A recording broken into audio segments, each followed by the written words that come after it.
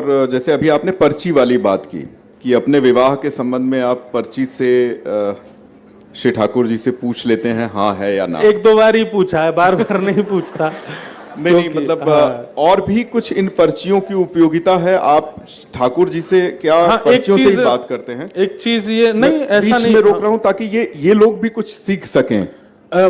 बहुत संकोच में नहीं डालना ठाकुर जी को। पता चली बात बात पे पर्ची डाल रहे हो, कोई जरा सी घर में कोई बात हो जाती है, ये करना चाहिए ठाकुर जी से पूछो। अपना विवेक भी होना चाहिए। हाँ, इतना ज्यादा ठाकुर जी को परेशान मत करो। पता चला कि कोई जज आपका मित्र है तो बार बार उसको फोन करके थोड़ी, और यार ये केस हो गया इसको देख लियो, यहाँ पे यार वो हमारे पड़ोसी आएंगे उनको देख लियो, तो जज ब्लॉक और कर देगा आपको। बोले एक आध बार की बात ठीक है भाई, थोड़ा अपनी बुद्धि विवेक भी लगाओ। तो इसलिए इसका ये आपने बहुत बढ़िया प्रश्न कर लिया, नहीं तो आप सब तो पर्चियों के भंडार लगा देते ठाकुर जी के आगे। तो संकोच में नहीं डालना ठाकुर जी। ठाकुर जी अपनी लीला में रहते हैं। कोई बहुत ऐसा बड़ा आपके सामने स्थिति आ गई कि आप समझ ही नहीं पा रहे कि अब क्या करें, तब ठाकुर जी के आगे आप प्रस्तुत कर सकते हो। नहीं तो सत्संग कीजिए, कथा श्रवण कीजिए, वैष्णव जनों की वाणी सुनिए। इन सब से आपकी विवेक बुद्धि जागृत होगी, आप खुद निर्णय लेने लायक बन जाओगे। और फिर जो निर्णय आप सत्संग सुनने के बाद लेंगे वो सहायक ही होगा, वो कल्याणकारी ही होगा। इसलिए ठाकुर जी से ही सारी बातें नहीं पूछनी है, कुछ अपने बुद्धि विवेक से भी करना है। अब मैं एक बात कहता हूं, सारे प्रश्नों के उत्तर एक कथा वक्ता के पास ही क्यों है? सारे प्रश्नों के उत्तर पीले वस्त्र पहनने वाले एक महाराज जी के पास ही क्यों है? सारे प्रश्नों के उत्तर एक संत के पास ही क्यों है? आप सबके पास क्यों नहीं है? क्योंकि वे सत्संग से जुड़े हुए हैं, वो कथाओं से जुड़े हुए हैं, ठाकुर जी के वचनों से जुड़े हुए हैं। लीला सबको अच्छी लगती है, ठाकुर जी की सेवा अच्छी लगती है, पर ठाकुर जी जो कहते हैं, जो पूरा उन्होंने लीलाओं के द्वारा जो इंफ्रास्ट्रक्चर बनाया, उसका जो पालन करते हैं, उनको बार बार पूछने की जरूरत नहीं होती। उनकी बुद्धि एक बार में कहती यही उचित है, यही कीजिए। इसलिए आप अपने ठाकुर जी को परेशान मत करना कि बार बार पर्ची डालते जाओ उनके आगे, बताओ इसका उत्तर, बताओ इसका। क्योंकि 2-3 बार के बाद क्या होगा, ठाकुर जी आपको ब्लॉक कर देंगे और फिर क्या होगा, वो पर्चियां उठने लग जाएंगी जिनसे आपका अनित ही होगा। पता चली कि कोई बहुत बढ़िया छोरी आई, आपने पर्ची डाल दी, पहले 50 पर्चियां डाल चुके हो, ठाकुर जी ने आपको ब्लॉक कर रखा है।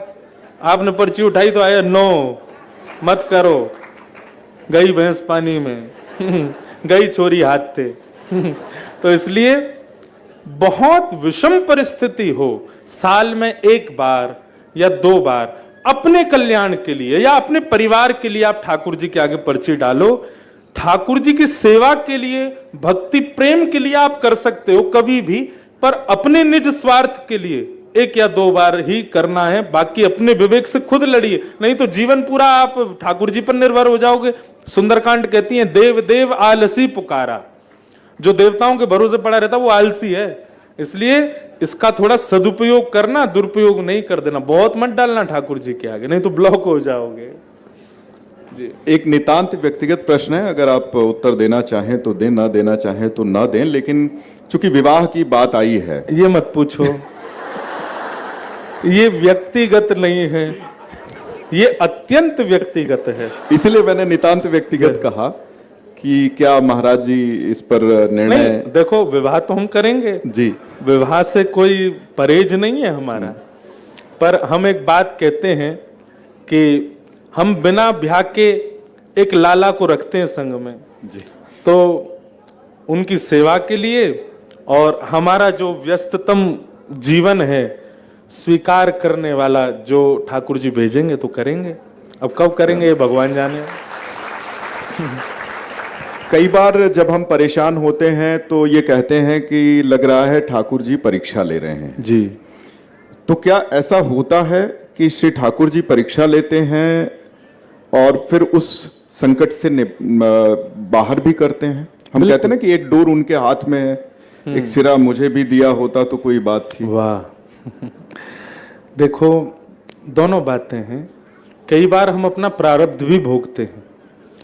अब आप ये सोचिए, अर्जुन पीछे गांडीव धनुष हाथ में लेकर के खड़ा है और आगे ठाकुर जी रथ हाँक रहे हैं। मैं इस बात पर कभी कभी बहुत चिंतन करता हूं कि अर्जुन के मित्र हैं भगवान श्री कृष्ण। अर्जुन चाहता तो ठाकुर जी से कह देता कि ठाकुर जी एक भ्रगुटी टेढ़ी करो, सारा युद्ध समाप्त कर दो, मुझे कष्ट ना सहना पड़े। नहीं, ठाकुर जी कहते हैं युद्ध च, तू युद्ध कर, तेरे को युद्ध करना पड़ेगा। क्यों? क्योंकि ये तू अपने प्रारब्ध ही भोगेगा और प्रारब्ध तुझे भोगने ही पड़ेंगे। परीक्षा भी है और हमारे पूर्व का संचित कर्म का विनाश भी है। तो इसलिए मैं एक बात कहता हूं कि जीवन में कभी भी कोई संकट आता है, पीड़ा आती है, परीक्षा ले रहे हैं ठाकुर जी, आप अगर इस बात को कहते हैं तो कहीं ना कहीं आप निर्भर हो रहे हैं उनके ऊपर कि भाई परीक्षा ले रहे हैं, अब क्या करें, हमारी तो परीक्षा चल रही। नहीं, आपको सजग होकर के दृढ़ता पूर्वक संकट से जूझना है। ये तो वो वाली बात हो गई कि स्कूल आप गए, साल भर आपने पढ़ाई की, माता पिता का पैसा लगवा दिया, और जब फाइनल एग्जाम की बारी आई तो रोने लगे, मेरे टीचर्स परीक्षा ले रहे हैं मेरी। लोग आपको पागल कहेंगे, अरे भाई तू क्यों आया था स्कूल? साल भर इसीलिए तो आया था ताकि तू जो तूने सीखा उसका तू परीक्षण कर सके। ये संसार एक विद्यालय है, मैं आप हम सब यहां पर विद्यार्थी हैं, और हमारे कर्म से मिलने वाली परीक्षाएं ये सब हमारे एग्जामिनेशन है। आप एग्जामिनेशन के आगे सिर पर हाथ धर के बैठोगे, फेलियर माने जाओगे, फेल हो जाओगे, अपने जन्म लेने के उद्देश्य को नष्ट कर दोगे, मतलब स्कूल में दाखिला लेने का उद्देश्य खत्म हो जाएगा। परीक्षा जीवन में आए, उससे डट करके सामना करो, उसका पालन करो, और वो तभी कर पाओगे जब आप क्लासरूम में सतर्कता से रहे होंगे। तो जीवन हर क्षण आपको कुछ सिखाता है, वो सीखते रहो, वैष्णव जनों की कथा और सत्संग सुनते रहो, और जीवन में लाइफ में आने वाली जितनी भी विपरीत स्थितियां हैं उन सबका सामना करते करते आगे बढ़ते रहो। ये सोचते रहेंगे ठाकुर जी परीक्षा ले रहे हैं, तो आप कहीं ना कहीं अपने आप का एक पोर्शन तोड़ते हो, अपने आप को कहीं ना कहीं आप रोक देते हो, कहीं ना कहीं आपकी दुर्बलता प्रकट होती है वहां पर। दुर्बलता नहीं, जीवन में कोई विषम परिस्थिति आई है, वैसे तो शास्त्र कहते हैं परोपदेश वेलायाम सर्वे शिष्टा भवन्ति, दूसरों को उपदेश देने के लिए सब श्रेष्ठ बन जाते हैं, और विस्मरन्ति तत्सर्वम, सब भूल जाते हैं जब अपने ऊपर आती है। तो ये लोग कहीं यहाँ पे मेरे लिए भी सोच रहे होंगे कि महाराज जी बोल रहे हो, जब खुद पे आएगी तब पता चलेगा। हम भी बहुत सामनाओं का पालन करते हैं, हमारे जीवन में भी बहुत आते, पर हमको ठाकुर जी की एक दया है कि हम सबको ये सोचते हैं कि ये मेरा कोई प्रारब्ध हो, मुझे ये भोगना ही है। ये जब आपका माइंड मेकअप हो जाता है ना, कितना भी विषम परिस्थिति आपके जीवन में आ जाए, पार करना आपके लिए दुर्बल नहीं होगा। महाराज जी, एक प्रश्न ये है कि बहुत से बच्चे यहाँ तैयारी कर रहे होंगे, कॉम्पिटिशन्स की तैयारी कर रहे होंगे, अपनी स्कूल की पढ़ाई कर रहे हैं। आजकल डिस्ट्रैक्शंस बहुत हैं, तो इनको एकाग्रचित्त होने के लिए क्या, और संयमित होने के लिए क्या क्या जीवन में बदलाव लाने चाहिए? सब जानते हैं, बस ये है कि दोबारा सुनना चाहते हैं। देखिए क्या है महाराज जी कि आपके मुख से कहना क्या होता है, जानते सभी हैं, एक अंदाजे बयां ही रंग बदल देता है, वरना दुनिया में कोई बात नहीं। तो बातें सब वही हैं, गीता में सब लिखा हुआ, श्रीमद् भगवत गीता में सारी चीजें लिखी हुई, लेकिन जब वो आपके मुख से सुनते हैं तो वो मानने का मन करता है, उसका पालन करने का मन करता है। यही बात अगर मैं कहूं जो आप कह रहे हैं, तो ये इनमें से कोई सुनने को तैयार नहीं होगा। इसलिए मैं चाहता हूं कि आप एक बार देखो, इस पर जरूर। हम आज एक भागवत वक्ता हैं जी। मैं अपने स्कूल टाइम पर इतना अच्छा नहीं था पढ़ने में। मैं अभी 4 दिन पहले अपने स्कूल के एनुअल फंक्शन में चीफ गेस्ट बन के गया था। तो महाराज जी 13 वर्ष की उम्र में आपको श्रीमद् भागवत गीता का आपने पहला प्रवचन दे दिया। 18 वर्ष की उम्र, नहीं गलत न्यूज फैल गई है। हाँ। 13 वर्ष में तो मैं बहुत उद्यम करता था। आपको इतना याद होना, नहीं, मैं वही बता रहा हूं कि मैं स्कूल में इतना अच्छा पढ़ने में नहीं था। हमारे पिताजी माताजी ने तो ऐसा मन बना लिया था कि भाई इसके लिए इतनी व्यवस्था कर जाओ कि ये घर बैठे ठीक ठाक रहे, क्योंकि ये कुछ कर वर पाएगा नहीं। इकलौता पुत्र होने के नाते इतना लाडला था कि मुझे रोड क्रॉस करना भी नहीं आता था। अगर मुझे घर से भी बाहर में निकलता था तो एक व्यक्ति मुझे हाथ पकड़ के चाहिए जो मुझे पार करे, ऐसा मेरा जीवन था। एक दिन, अब वो कथा बहुत बड़ी है, वो पूरी नहीं बताऊंगा, पर जिस दिन मैंने चुना कि मुझे कथा करनी है, मेरे नाना जी ने प्रेरणा दी, उसके बाद भी मैं नहीं सुधरा। मेरे गुरुजी रोज मुझे 15 श्लोक याद करने के लिए देके जाते, मैं एक भी नहीं सुनाता उनको। एक दिन मेरे गुरुजी ने नियम लिया कि अब हम तुमको आगे तब पढ़ाएंगे जब तुम हमको 15 श्लोक पूर्व के याद करके सुनाओगे। विश्वास नहीं मानेंगे आप, 6 महीने हो गए मैंने सुनाई नहीं, 6 महीने गुरुजी वही पढ़ाते रहे।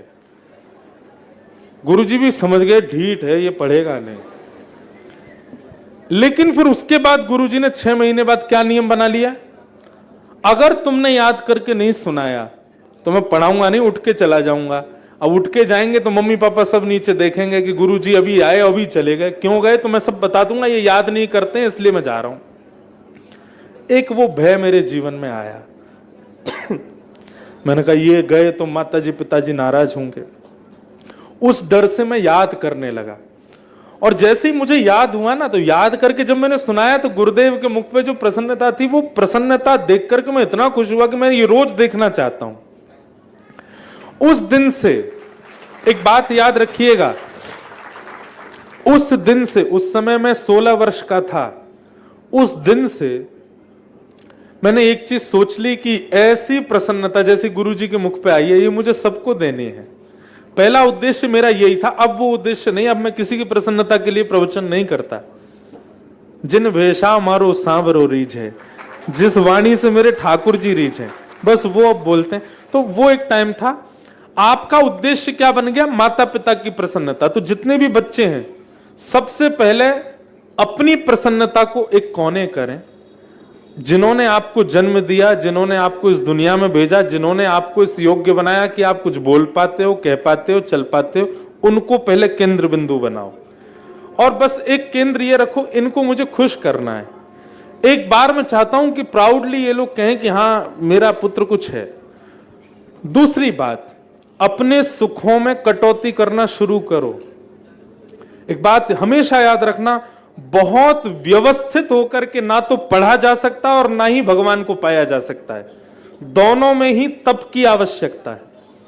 भगवत प्राप्ति के लिए भी तप करना जरूरी है, और पढ़ाई के लिए, अपने जीवन में कुछ कंपटीशन या कुछ उद्देश्य की प्राप्ति के लिए भी तप बहुत जरूरी है। कुछ अपनी कटौतियां, जैसे रात्रि में अध्ययन करो पर सुबह जल्दी उठो, थोड़ा अपनी नींदें काटो, थोड़ा अपना भोजन का, अपने मनमुखी जीव को जो अच्छा लगता है, मन को जो अच्छा लगता है, वो सब खाना पीना वो भी थोड़ा सा कम करो, जिससे पेट भर जाए। बस मैं कर सकूं अपने कॉम्पिटिशन्स की तैयारी, उसमें लगो।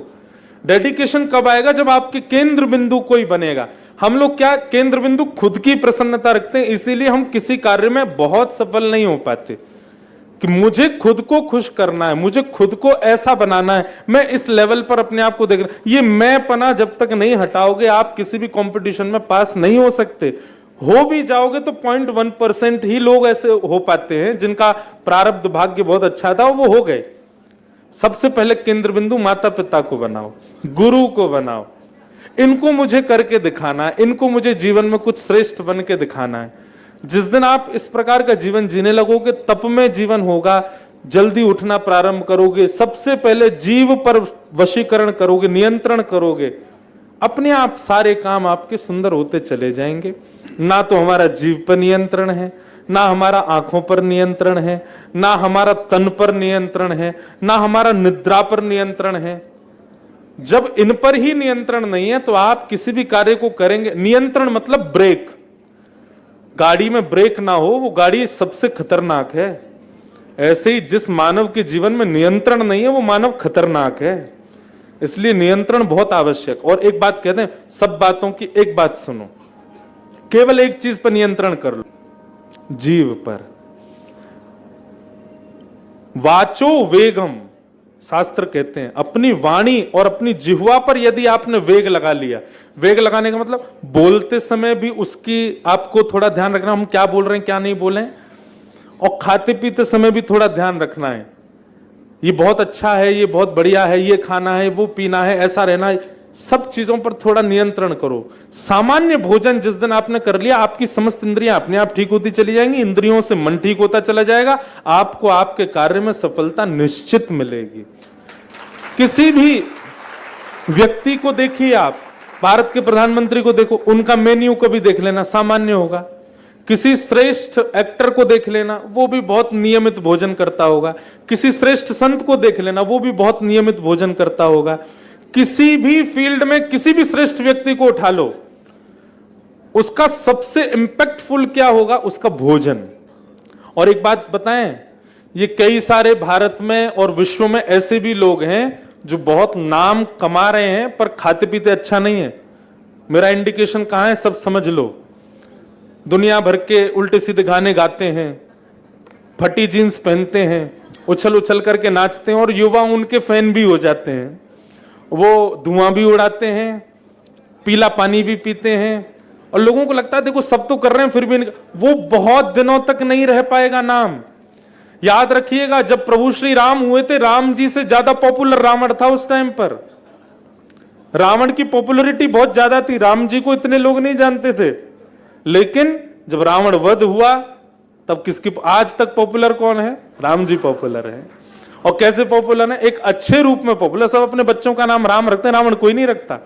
तो इसलिए कई लोगों को आप आइडल मान लेते हैं, ये खाते भी हैं, ये पीते भी हैं, ये गलत करते भी हैं, फिर भी ये एक नाम कमा रहे हैं, शोहरत कमा। बहुत दिनों तक नहीं रहेगी वो।